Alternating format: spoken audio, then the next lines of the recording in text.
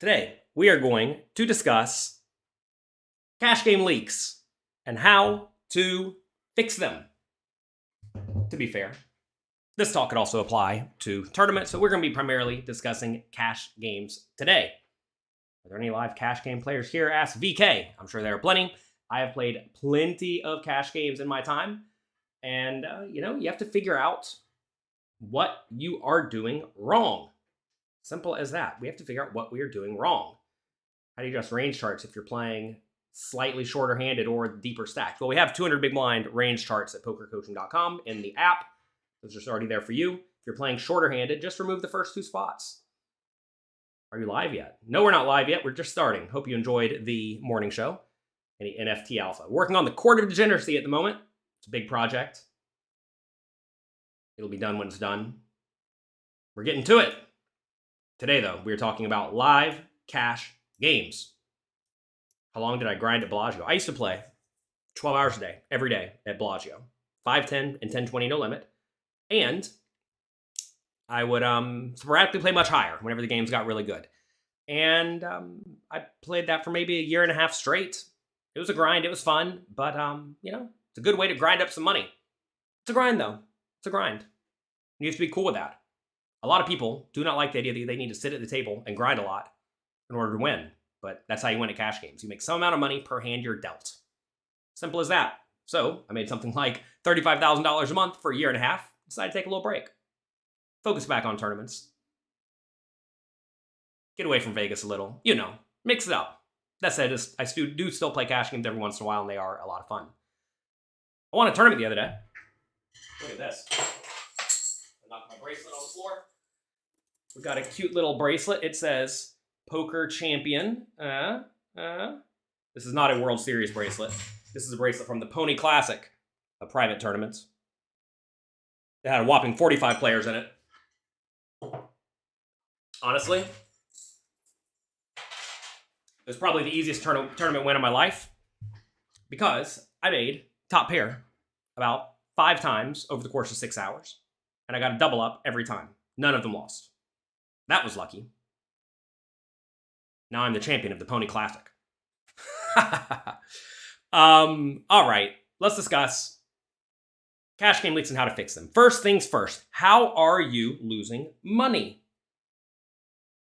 Do you know? A lot of people don't know. A lot of people have literally no idea why they are losing. They just think that they're getting unlucky. Hate to break it to you, but you're probably not getting unlucky if you're losing consistently. You're probably not. Either the game is too tough for you, either because the rake is too big, or the game is too tough for you because your opponents are better than you, or at least you don't have a substantial edge over your opponents. Okay? Also, what do your opponents do that give you trouble? These are like how you sort of think about how or where your leaks are, right? You need to be able to pinpoint your leaks. Very, very important. So what are your opponents doing that actually gives you trouble? Are they raising too often and making you fold too often? Are they calling you down wide and catching all of your bluffs? Figure out what they're doing that gives you trouble. Also, if you look around, what are the players who are big winners doing that you are not doing? It turns out it's not actually all that hard to copy most players' strategies. Now, it is worth noting, a lot of the big winners, or at least players who seemingly are big winners, are usually just running hot. Quite often, the players who look like they're the biggest winners are the most loose, splashy, battly players who will go on gigantic upswings and gigantic downswings. And quite often, when you're looking at them at that particular point in time, they're running hot. So do not get, don't think that is necessarily the right way to win. You want to look at the people who are consistently making a living long term. And it turns out a lot of those are just good, fundamentally sound players. They're not insane. They're not playing insane leveling wars. They're just sitting there playing good poker. And it turns out, whenever you do just sit there and play good poker, you're going to have some swings, of course, but you are not going to go on any sort of insane upswings or insane downswings. I mean, you go on some, but you know what I'm saying. Let's see. How did I find time to win that tournament? Well, the tournament started at 8 o'clock, and I played it until 3 a.m., and then I woke up and took care of my kids the next morning at 6 a.m. That's how we found time to do it. Okay,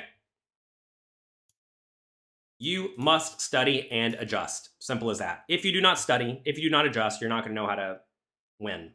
A lot of players in a lot of games just simply play their strategy. They develop some strategy away from the table, or maybe that's just their natural strategy. They do it over and over and over again, and then they're surprised whenever they do not win. And that's a problem. Is my restream program not working properly? Let me see. Give me just a second, everyone. Give me just a second. Looks like we're not going live to all of the channels. Why would we not be going live to all the channels? It says we're offline on Facebook and offline on Twitter. Interesting. Interesting. All right, well, we'll have to look into that next time, I suppose. You couldn't find any info on the Pony Classic. Exactly. All right, let's take a look at a few common leaks. First, players fold too often. Some players, not everyone, this may not be your leak, but some players are a little too cautious when facing bets across the board. And the reason is because they only want to invest substantial money when they have a premium hand. They do not want to put lots of money in the pot without a big edge. Is this a stream or a rerun? Come on, everybody. So these players essentially play too tight. They want to know they have the nuts before they put in their money.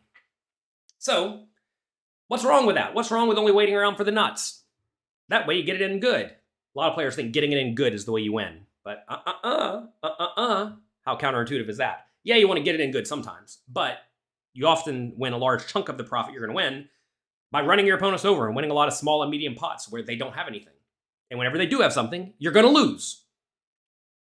And sometimes you get your money in pretty bad.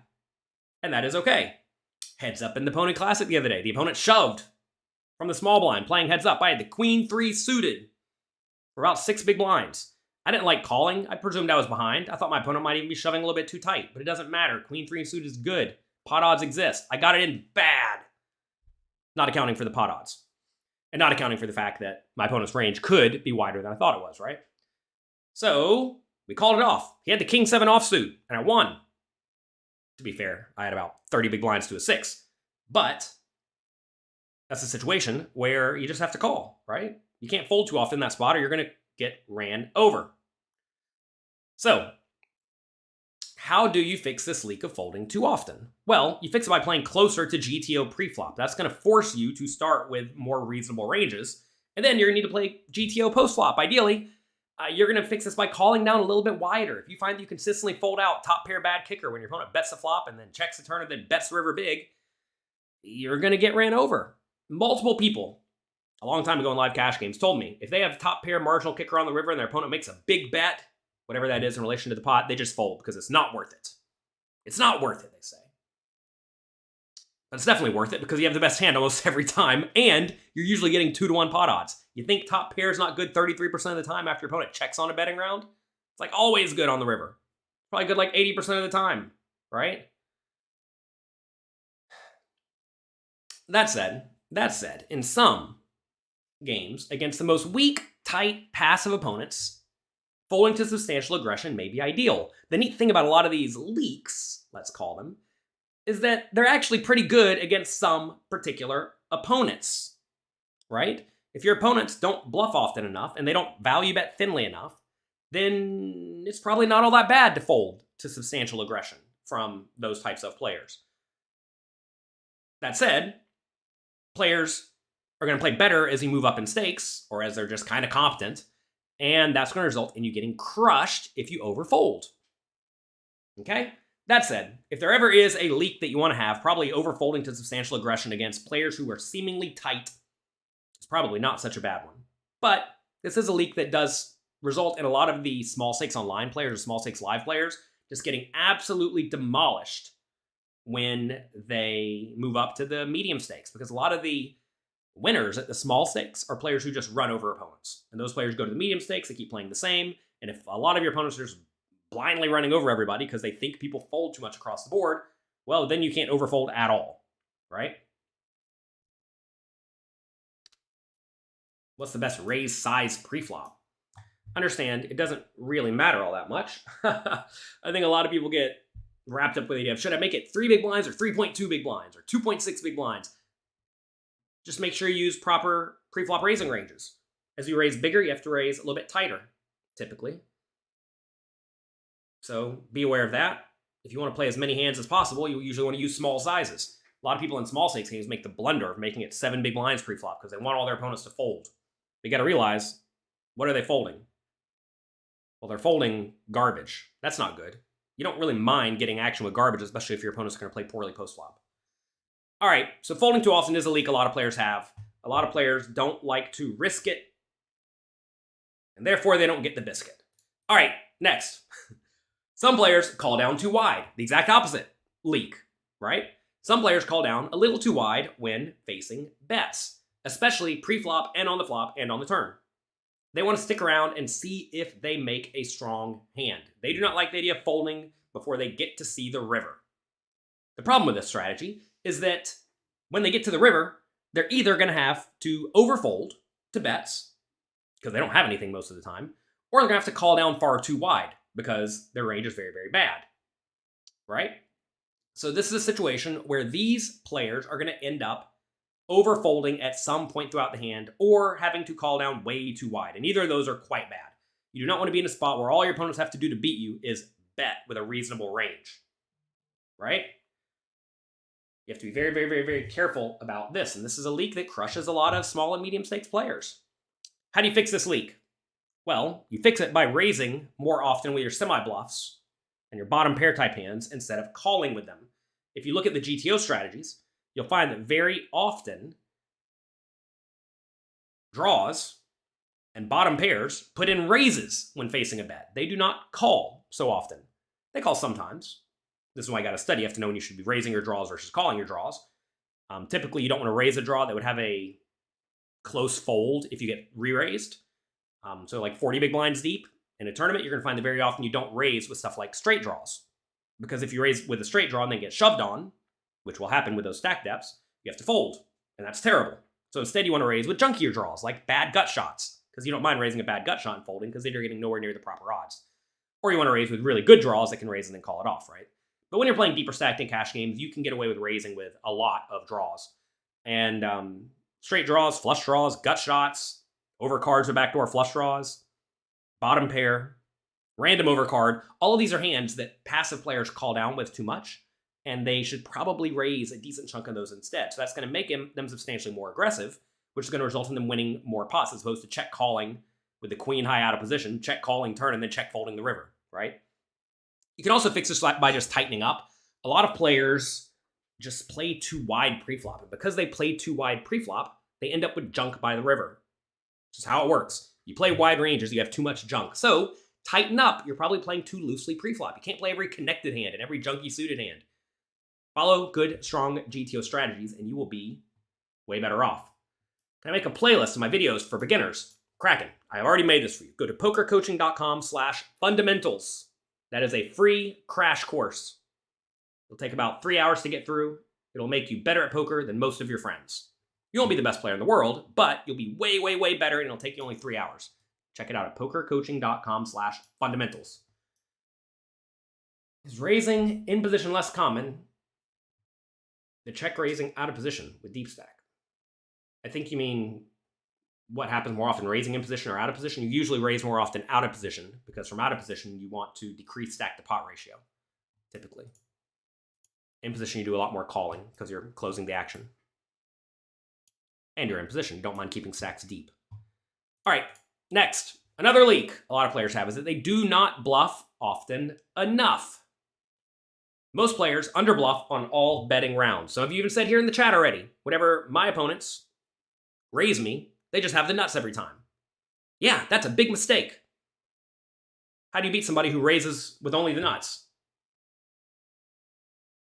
Fold. Take your cards and fold. Fold. It's easy. The game is so easy when your opponents announce with their actions, hello, I have the nuts. That's a big, big problem. You want to make sure you don't do this. If you only raise with the nuts, you're going to get smashed, especially once your opponents become aware that you only raise with the nuts. So how do you do this?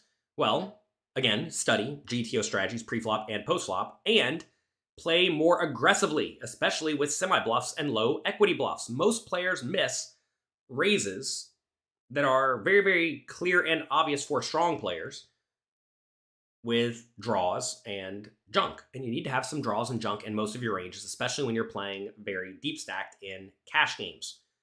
But how do you know what these strategies are if you do not study? Well, you're not. It's hard to learn from observing other people's and from getting only experience at the table. A lot of players, especially the old school players, think that they learn best by getting experience. Hate to break it to you.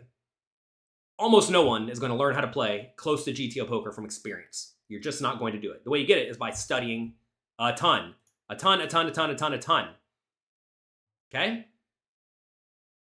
Fortunately for you, I have a poker training site called pokercoaching.com. And we're having a giant sale. Check it out at pokercoaching.com/Black Friday. I think that's the website. Maybe it is, maybe it isn't. I don't know. Go there. The sale will be starting very, very soon. The sale starts tomorrow, actually, 5 p.m. Eastern time. There you go. And you're going to be able to get a very, very big discount on pokercoaching.com, where we have tons and tons and tons of both GTO strategies outlined there for you and lots of exploitative strategies as well. I have a brand new advanced tournament course, to be fair. Even if you're not a tournament player, you're going to learn a ton from it.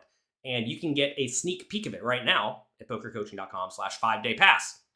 So make sure you check that out.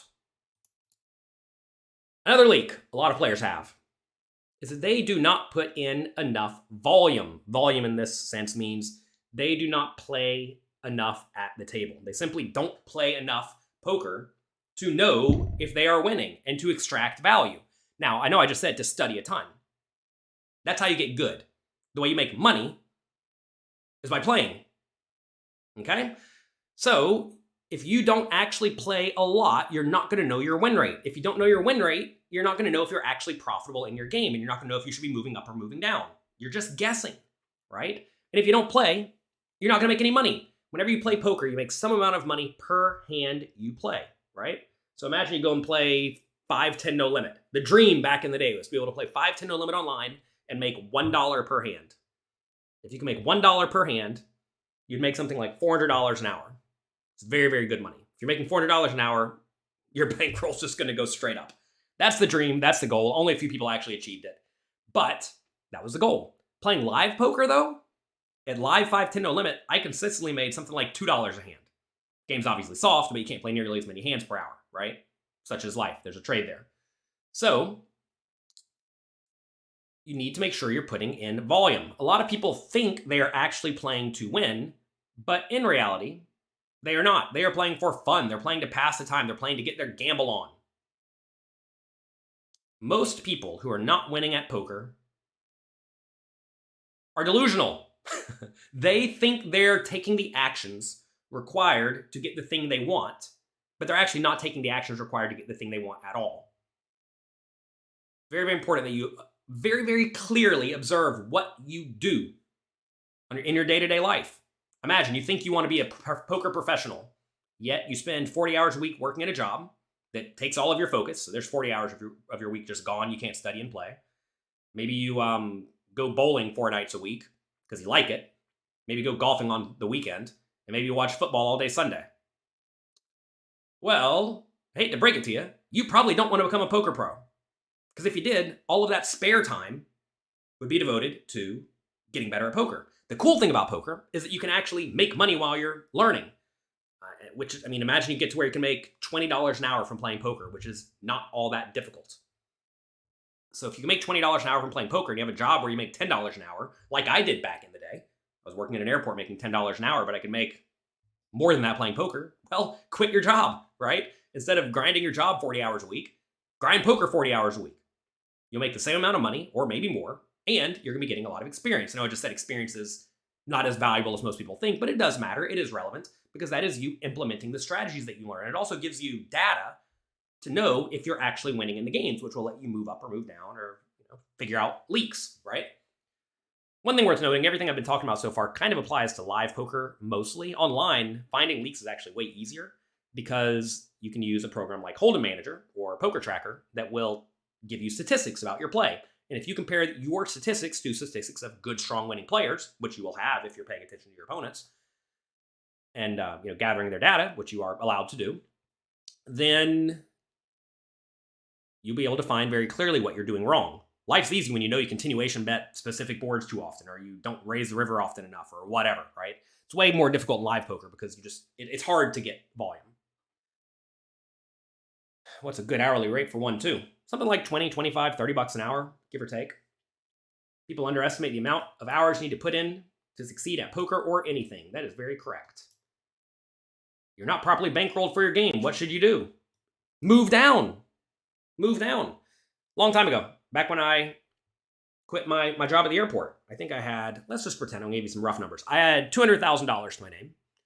I spent $100,000 of it on a condominium. I have 100,000 bucks left. I was playing $200 to $500 buy-in sit and goes. I had 200 buy-ins for my big game. Biggest downswing I'd ever had before was something like 100 buy-ins, which, is big but normal. I promptly went on a very, very big downswing. I lost down to something like 40,000 bucks. I got smashed. Why did I get smashed? I don't know. Probably variance. So what did I do? Did I just keep playing?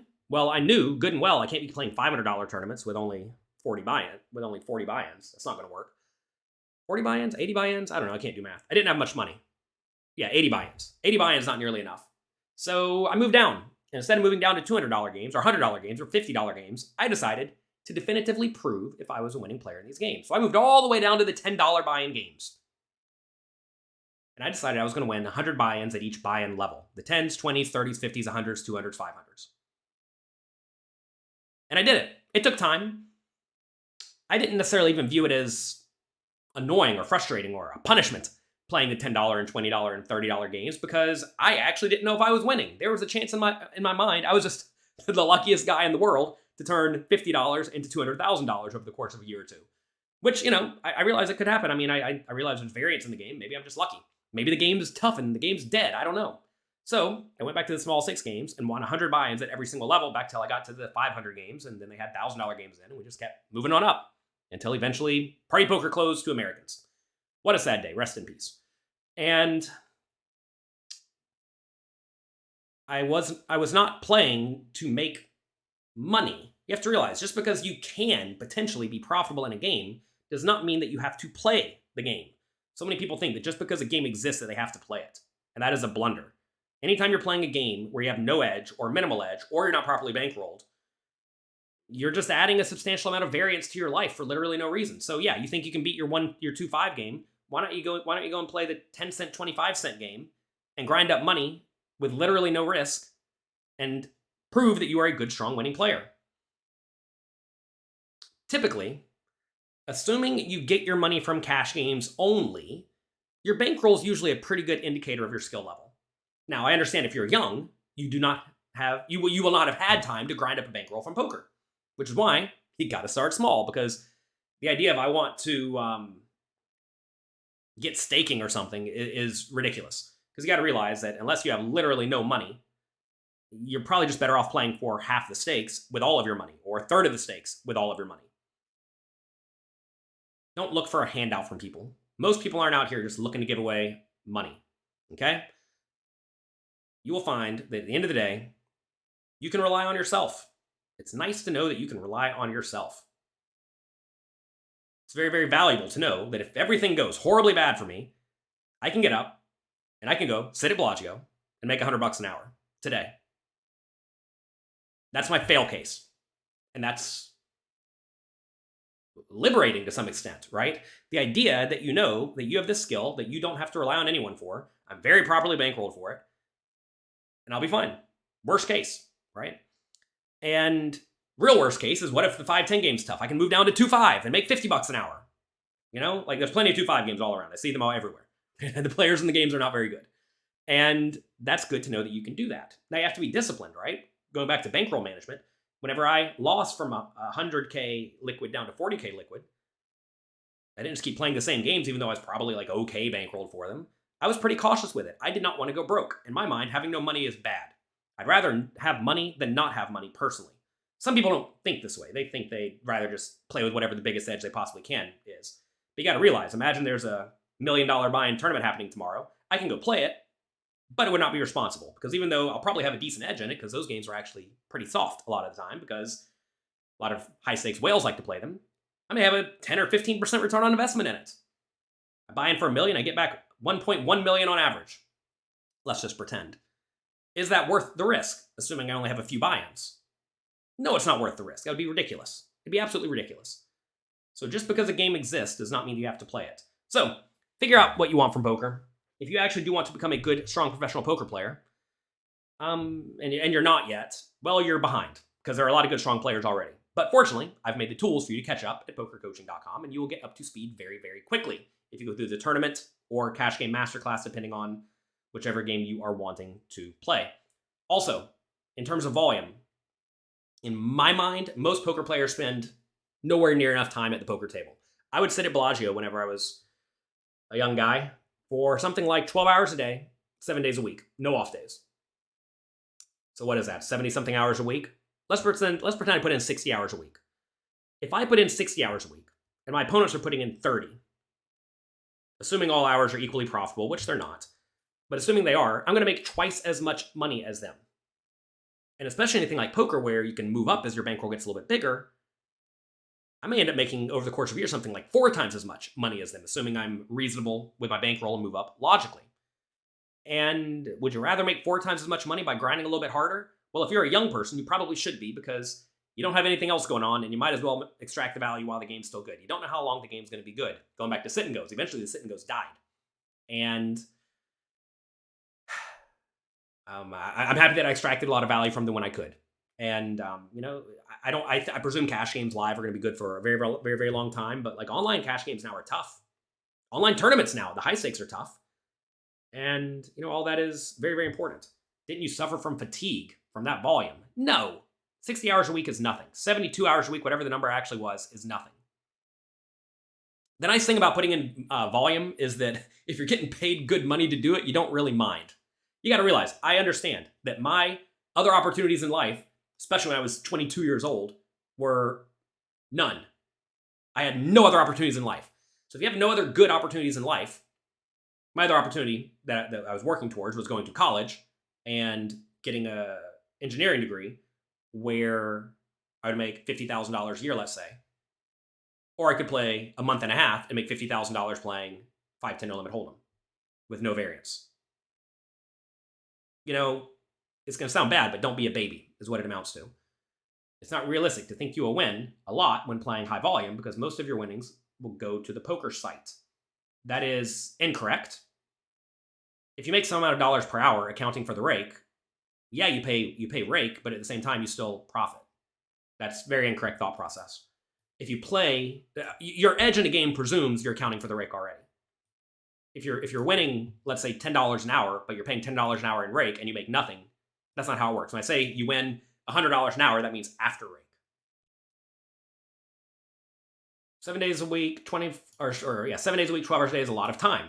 Did the depressing environment of a casino begin to grind on you? Well, Drew, I would ask, why do you have this mindset? Why do you view the casino as depressing? You got to realize, you get to choose if you're happy or not to some extent. A lot of poker players are miserable people because they don't enjoy the immense opportunity they have in front of them at all.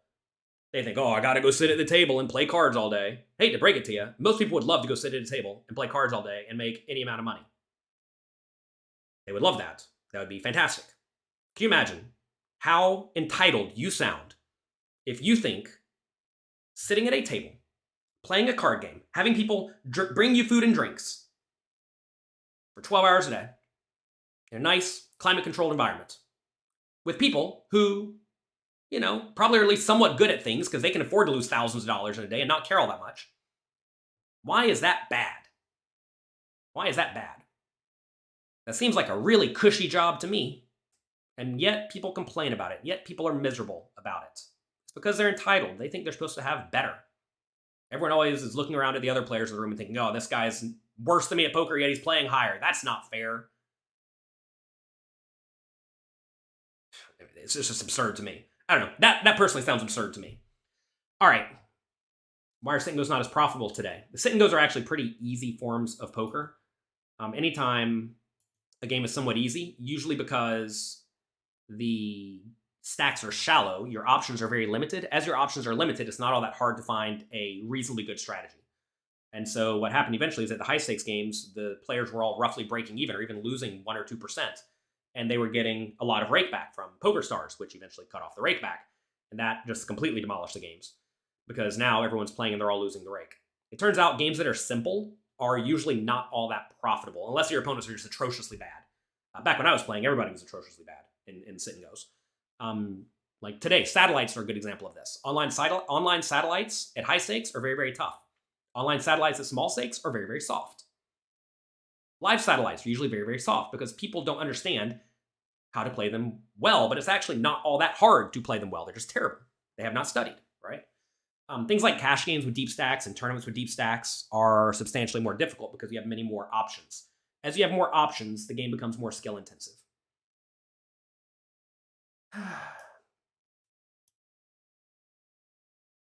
Once something becomes your job, it will suck. Well, I'll somewhat disagree with this.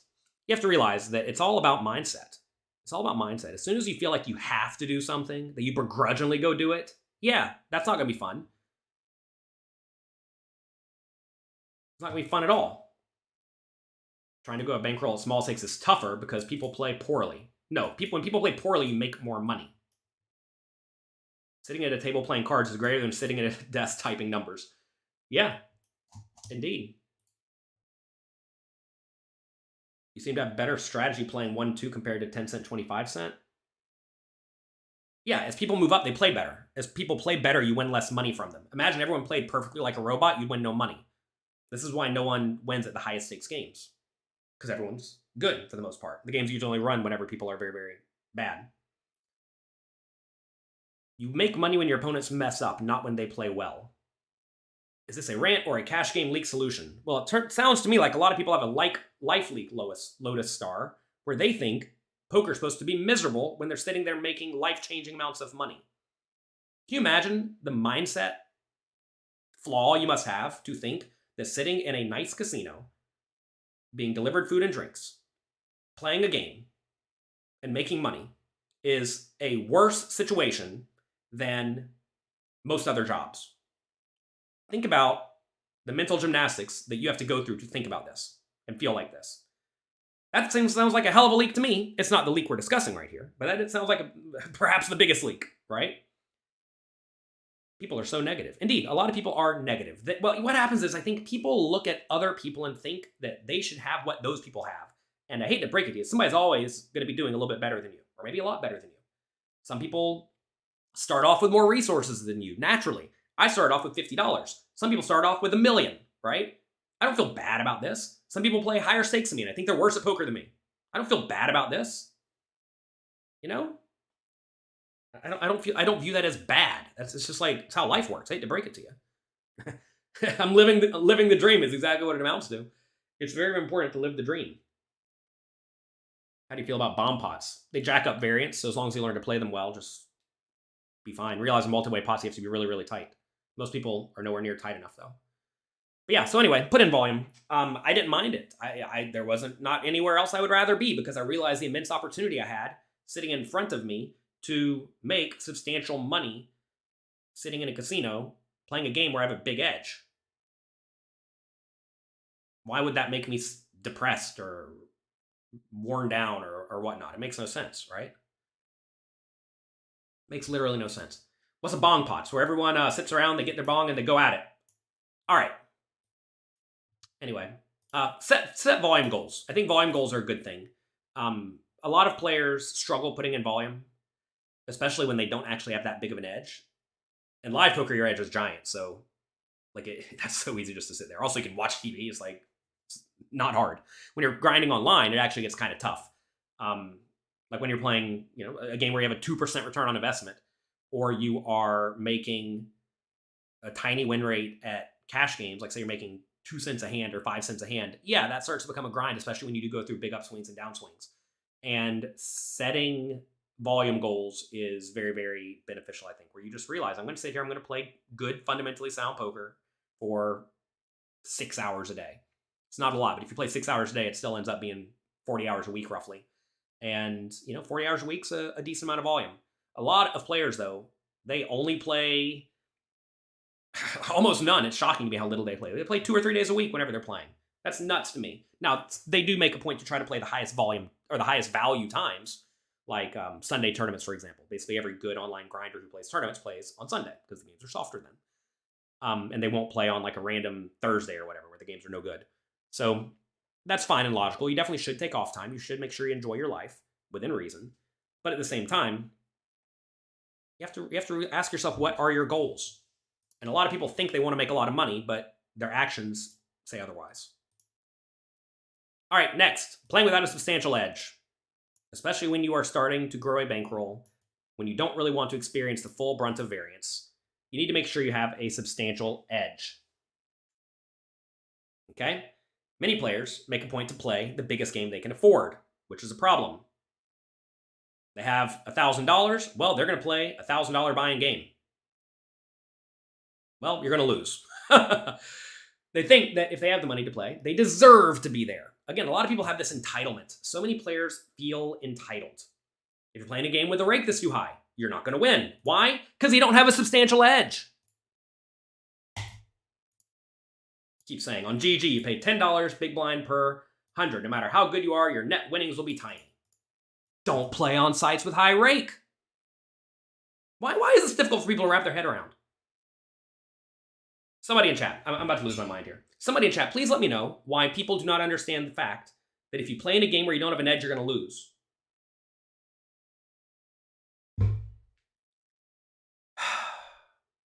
Holy moly. If you play in a game where they rake all of your money away, don't play. Duh. Find a different site. There are plenty of sites that don't take 10 big blinds per 100 or whatever. Find games that you can beat. If you cannot beat the game, you're not going to win. The way you win at poker, find a game you can beat. Play it a lot. And keep a proper bankroll. Simple as that. It's how you win. If you can't beat the game, don't play. Duh. Right?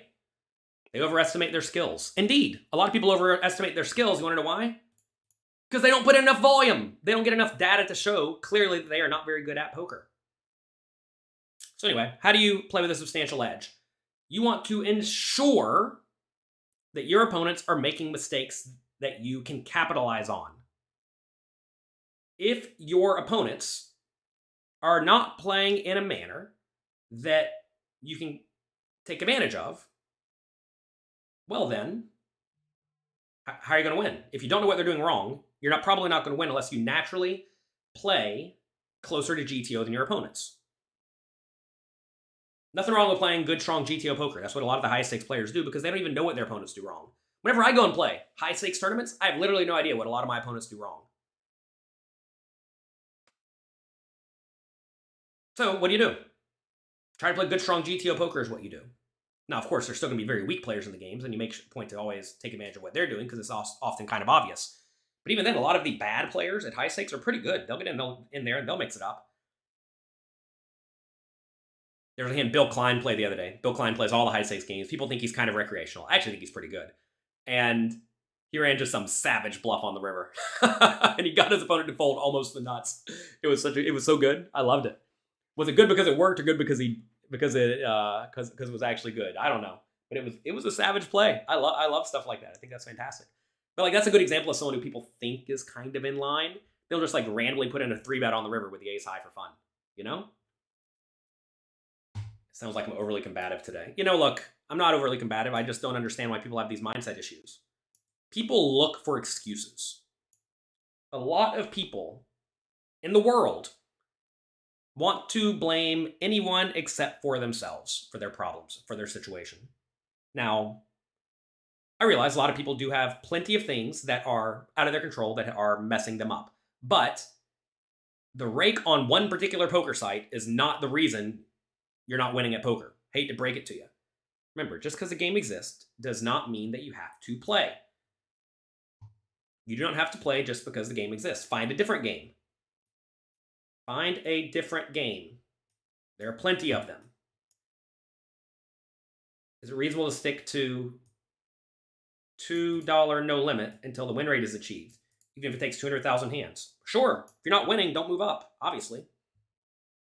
If you don't move up, or if you're not winning, don't move up. How do you know what a high rake is? So typically, most online sites are raking like 5% per pot, capped at like 3 big blinds or 4 big blinds, like not a lot. So that's certainly beatable. Some sites will take like 10 big blinds, 10% of the pot. That's obviously not going to be beatable. In New York City, I don't play any games because a lot of them take 5% rake uncapped.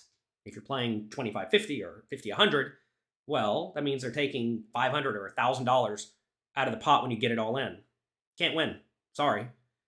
They often want to play PLO as well, which edges are closer, which means you're going to be running it over and over, paying a big rake. No one's going to win.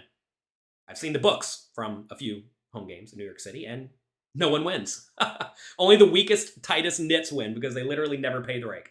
They play like 3 hands all in each session. They get it in really good, and then they get it in like 68%. They pay the $1,000 or the 10% rake. They still have 58% out the door, and they win. But then they don't get invited back because they're nits.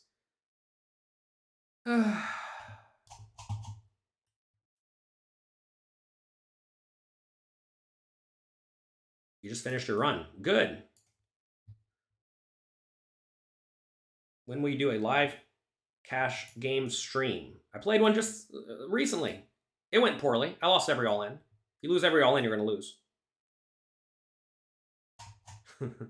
I lost literally every all-in. Oh, goodness. I think I lost like 40K in like 6 hours. It was a rough one. To be fair, we were playing $400 big blinds, so I lost 100 big blinds. Chalk it up to a cooler. But yeah, I lost literally every all-in. You understand your point of an edge. However, how do you know that you have an edge? Volume. Volume. Volume will make it very clear if you have an edge. If you play 500,000 hands, you're going to know pretty clearly if you're winning or losing in that game. Now, of course, you could still break even roughly, but that means you have no edge. So you need to put in volume. What if you don't want to be a pro? Well, then realize that you're playing for fun. If you're playing for fun, do whatever you want. If you're playing for fun, do whatever you want. Now, to be fair, you may want to be a fun player who actually is not terrible. Okay? Study. But realize you're literally never going to be a world-class professional poker player. You're never going to be a world-class player at all. It's going to be impossible because you are not putting in the study time required. I hate to break it to all of you, but almost all of the best players in the world have spent countless hours studying poker. We have a poker coaching study session. It's going to happen right after this. If you go to pokercoaching.com, get in the Discord, go in the study sessions. Louis Philippe's going to be running a study session. He's been running it for years, where players are in there studying and working hard, and they are seeing good results. And that's just like an hour every 2 or 3 days. Now, of course, these players are also studying a ton on pokercoaching.com and working hard at their skills, but a lot of people think that if they study just a little bit, they're going to crush the games. It's not true. A lot of people drastically overestimate their skills. They think because they're smart and good at something else that they will therefore be smart and good at something else. I mean, Twitter will tell you this. Look at all the poker players who think they have half an idea about politics or cryptocurrencies or sports or anything else. They don't. They're all delusional because they think because they're good at poker that they're good at other stuff, and that's just factually not true. If you're good at your job, it does not mean you're going to be good at poker, even if you're good at some other form of business. Today in the study session, Louis Philippe says they're reviewing one of their community members who turned $50 into $3,000 recently. Good job, good work. Good job, good work. Textbook, I say, you never knew how much you did not know until you started studying. 500,000 hands, the dealer only does 30 per hour. Yes, you got to put in a lot of volume. You have to put in substantial volume. Hello. Oh, my wife is here today. She wanted to be nice to me. Okay, bye. Love you. Oh, goodness. You're winning at 8 big blinds per 100. Good. And 3.5 at double the stakes. You're considering leaving your 19-hour job. Now, what's a 19-hour job mean? A job you do 19 hours a week? Look, I'm confused. If you're only working 19 hours a week, what does that even mean? Just play poker in all your spare time. Look, what I would recommend everybody do, if you have a job Oh, you mean a $19 an hour job? I see. $19 an hour job. If you have a job that you think is pretty good, I would recommend you spend all of your free time playing poker.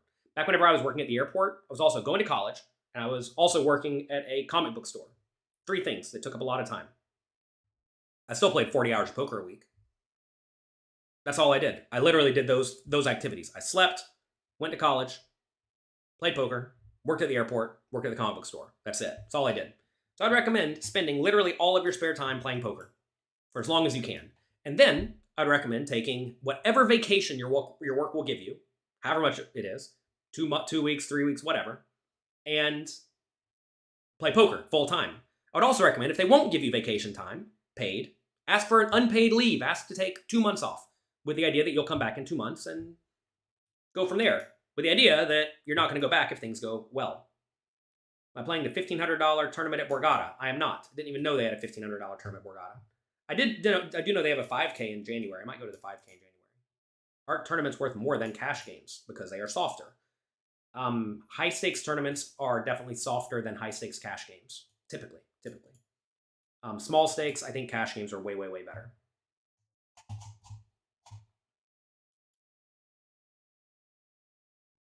So you are saying you can go from 10-cent, 25-cent games, you can go from $10 to $10,000, even though the players are much looser and will call ins with 3-2 offsuit. You realize you want the players calling with 3-2 offsuit, right? Why would you not want your opponents calling with 3-2 offsuit? To be fair, if you only have $10, 10-cent, 25-cent is way too big. Check out pokercoaching.com/bankroll for my bankroll Bible. That will tell you very clearly $10 is not nearly enough for 10-cent, 25-cent. But no, if your opponents play poorly, you win a lot of money.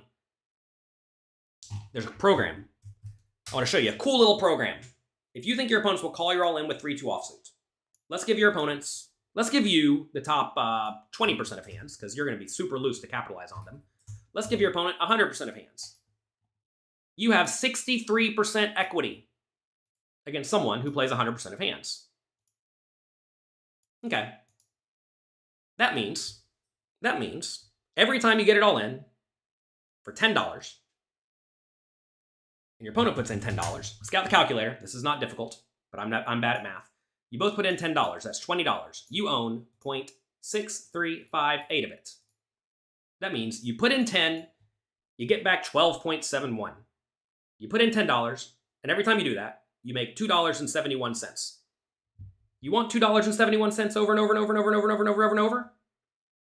What's this? Let's say you do play only 10,000 hands where you get it all in against your insanely loose opponents. Minus the 100,000 you put in. That means you'll make $27,000 if you get that iteration 10,000 times. Now, do you want to make $27,000 in this super soft game or not? Sometimes you lose 36% of the time, but who cares? You're going to keep a proper bankroll. To be fair, you don't even need a very big bankroll for this game, because if your opponents are that bad, you're just going to print money. You'll make so much money if your opponents get it all with the 3-2 offsuit. Yeah, 27,000 is not all that bad. I would love putting $10 into a machine and getting back 12. It sounds great. Yes, if you can flip a coin, a 50-50 coin, and get back 51%, casinos dream of that. That's all they really want. All they want is their 1 or 2 or 3%. If you can get back 68%, then you'll just smash your opponents. Yeah, minus the rake. Okay, so you probably only make $22,000 out the door.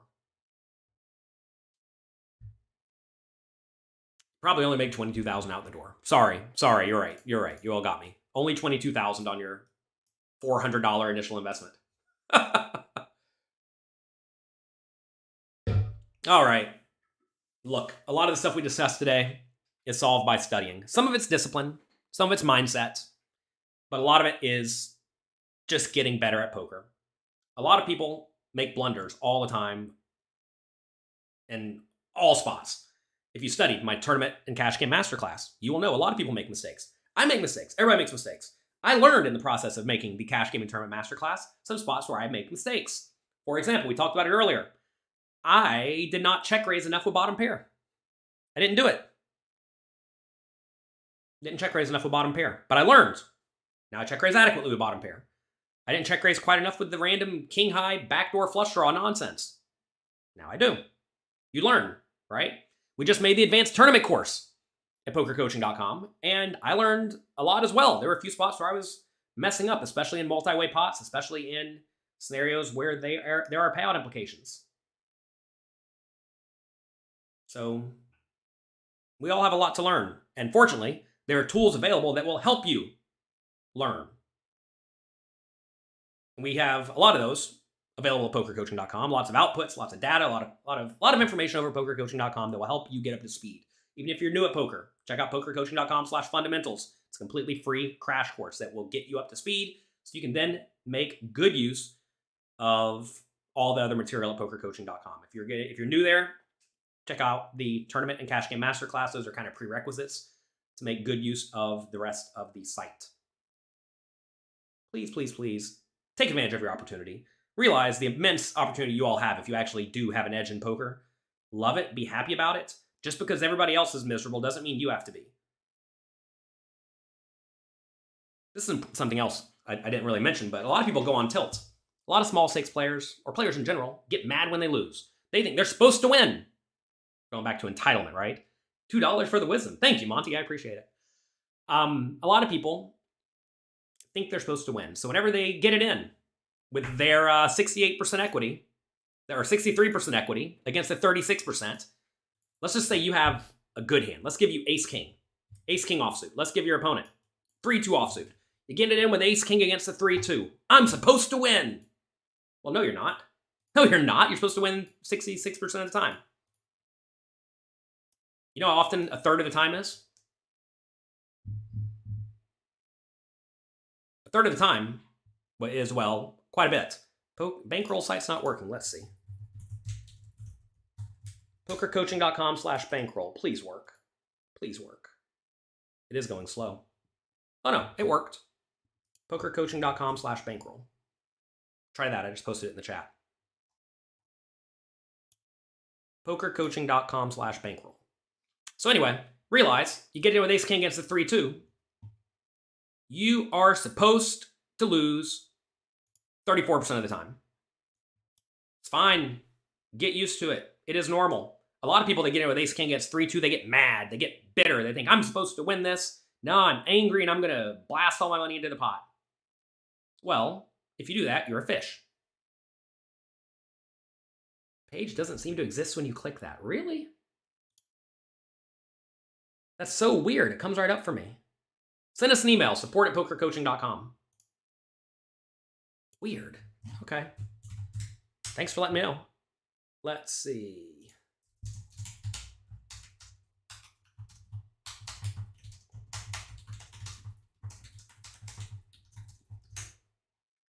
All right, we'll get it fixed. So weird, I bring it up. It literally comes right up. Tips for managing your bankroll. Giant article. Upwards graph. Look at this though. I don't even know exactly what this graph is. Can I zoom in on this? Let's see. This is somebody's graph. Somebody somewhere has this graph. Here's a solid winning cash game player's graph. Okay? See if I can get this in the screen. So this player won $58,000 over 68,000 hands, 23 days, playing mostly 3, 6, and 5, 10 online.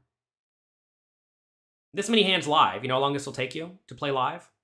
This many hands?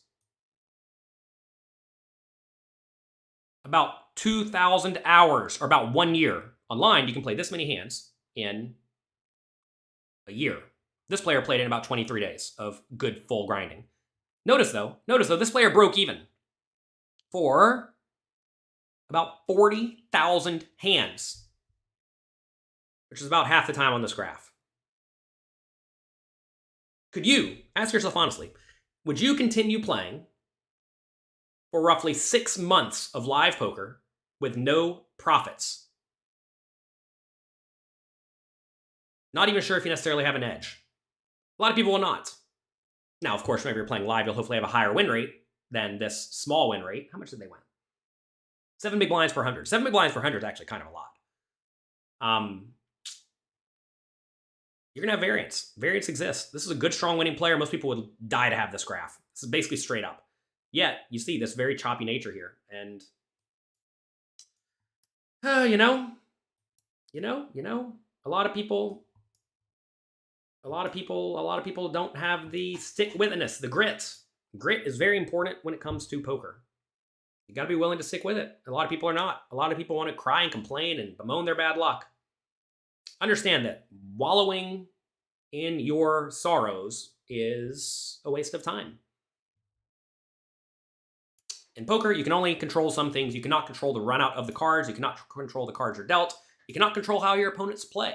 But you can control how you play, and you can control how you react. So, study a lot. Be strong, be reasonable, be sane, and do the work. That's it. That's going to be it for today. I'm going to get that website fixed now that I know it's not working for all of you somehow. Good luck in your games. Have fun. If you want to keep studying right now, head over to pokercoaching.com and get in the Discord. We have study sessions happening with Louis Philippe right now where they're going to be reviewing a Poker Coaching members deep run where they turn $50 into a few thousand this weekend. Also, if you want a big discount on pokercoaching.com, check out pokercoaching.com/Black Friday. Also, you can get a sneak peek of the advanced tournament course at pokercoaching.com/5-day pass. The Black Friday sale is not up yet. It'll be up, I think, later today or tomorrow. But the advanced tournament course preview is available right now. You can check it out at pokercoaching.com/5-day pass. Good luck, have fun, make the most of your opportunities. I appreciate all of you. Click the like and subscribe button down below.